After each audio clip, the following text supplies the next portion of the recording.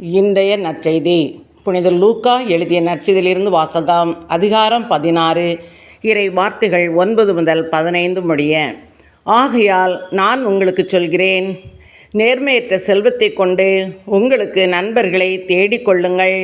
அது தீரும் பொழுதே அவர்கள் உங்களை நிலையான உறைவிடங்களில் ஏற்றுக்கொள்வார்கள். மிக சிறியவற்றில் நம்பத்தகுந்தவர் பெரியவற்றிலும் நம்பத்தகுந்தவராயிருப்பார். மிக சிறியவற்றில் நேர்மையற்றவர் பெரியவற்றிலும் நேர்மையற்றவராய் இருப்பார். நேர்மையற்ற செல்வத்தை கையாளுவதில் நீங்கள் நம்பத்தகாதவராய் இருந்தால் யார் உங்களை நம்பி உண்மை செல்வத்தை ஒப்படைப்பார்? பிறருக்கு உரியவற்றை கையாளுவதில் நீங்கள் நம்பத்தகாதவர்களாய் போனால் உங்களுக்கு உரியவற்றை உங்களுக்கு கொடுப்பவர் யார்?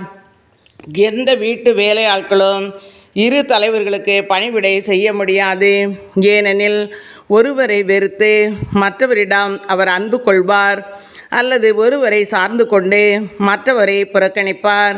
நீங்கள் கடவுளுக்கும் செல்வத்துக்கும் பணிவிடை செய்ய முடியாது. பண ஆசைமிக்க பரிசேயர் இவற்றையெல்லாம் கேட்டு இயேசுவை ஏளனம் செய்தனர். அவர் அவர்களிடம் கூறியது, நீங்கள் உங்களை மக்கள் முன் நேர்மையாளராக காட்டிக்கொள்கிறீர்கள். கடவுள் உங்கள் உள்ளங்களை அறிவார். நீங்கள் உங்களை மக்கள் முன் உயர்ந்தவர்களாக காட்டிக்கொள்வது கடவுள் பார்வையில் அருவருப்பாகும் என்றார். இது கிறிஸ்துவின் நற்செய்தி. கிறிஸ்துவே உமக்கு புகழ்.